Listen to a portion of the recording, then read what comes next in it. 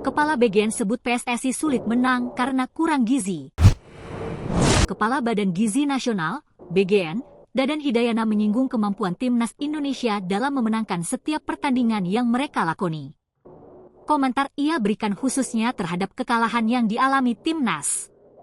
Menurutnya, timnas susah menang kala bertanding akibat asupan gizi yang kurang bagus.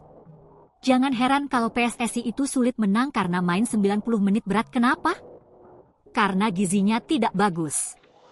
Dan banyak pemain bola lahir dari kampung, ujar Dadan di kantor Kementerian Pekerjaan Umum, Jakarta, Sabtu 22 Maret.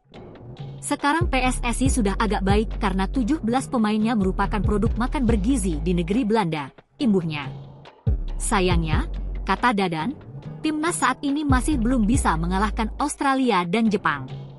Ia lantas memuji Jepang yang telah menjalankan program makan bergizi selama 100 tahun.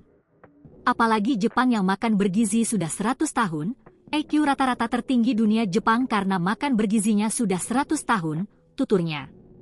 Menurut Dadan, olahraga tak hanya membutuhkan latihan fisik, tetapi juga membutuhkan kecerdasan.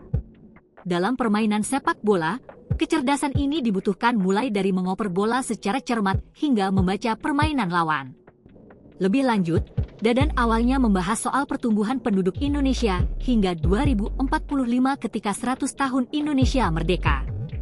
Pada waktu tersebut, Indonesia yang saat ini memiliki 280 juta penduduk akan mengalami lonjakan hingga mencapai 324 juta penduduk. Ia mengatakan kelompok yang akan menyumbang besar pada pertumbuhan jumlah penduduk adalah dari kelompok masyarakat miskin dan rentan miskin. Dari mana super pertumbuhan penduduk Indonesia yang masih akan tumbuh 324 juta, yaitu dari keluarga miskin dan rentan miskin yang anggota rumah tangganya kelas miskin itu 4,78. Jadi kalau ada 100 keluarga miskin, 78 keluarga anaknya 3, 22 keluarga anaknya 2, tuturnya. Dadan menyebut hal ini membuat Presiden Prabowo Subianto gelisah atas masa depan generasi muda. Maka dari itu, pemerintah dinilai perlu melakukan intervensi untuk memastikan asupan gizi mereka.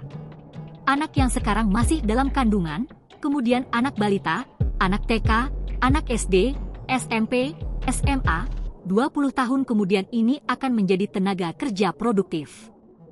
Kalau kita tidak intervensi, kita khawatir tenaga kerja produktif ini akan berkualitas rendah, pungkasnya.